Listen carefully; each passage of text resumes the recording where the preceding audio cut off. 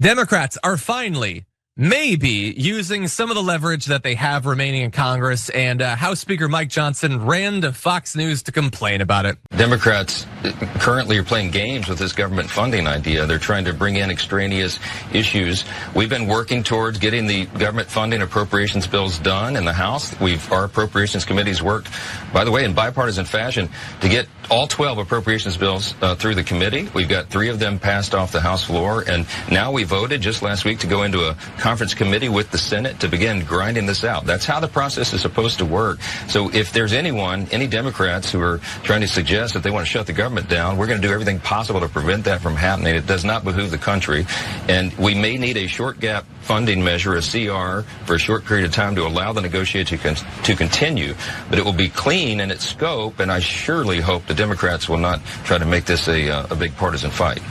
You know, I don't often on the show agree with Mike Johnson, but he's right. The Democrats are playing games, and they should learn lessons from when the Republicans were in the minority in the House and under Joe Biden. When Mike Johnson, the Republicans never played any games with funding the government, and they would never make it a big partisan thing. They never tried to get anything for their vote. They just bowed down and said, "Here's your money, sir. Can I give you any more?" Was that enough sarcasm? I think it reads, even in text form, I think you'd get the sarcasm. But at least, look, hypocrisy is prematurely aging me and it's driving me mad. But at least in this case, we've always had this hypocrisy, at least for the past couple decades.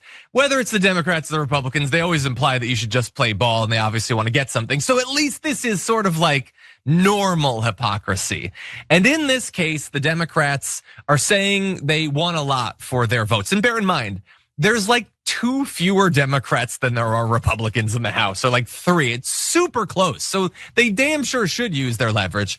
So here's what they want. They call themselves the majority Democrats, this group. They say they want to reverse the cuts to Medicaid in the one big beautiful bill. They want to replace the law's tax cuts with a tax cut for the bottom 99%. They want to eliminate the Trump administration's tariffs. They want the restoration of cops grants. They want the release of the Jeffrey Epstein files and a ban on members of Congress trading stock as part of an effort to root out corruption in the government. And that is admittedly a lengthy list of demands. So much so that even I'm that seems like a lot, man. I don't think you're gonna get that. I don't think they're gonna get any of that, but I like that they're asking for it.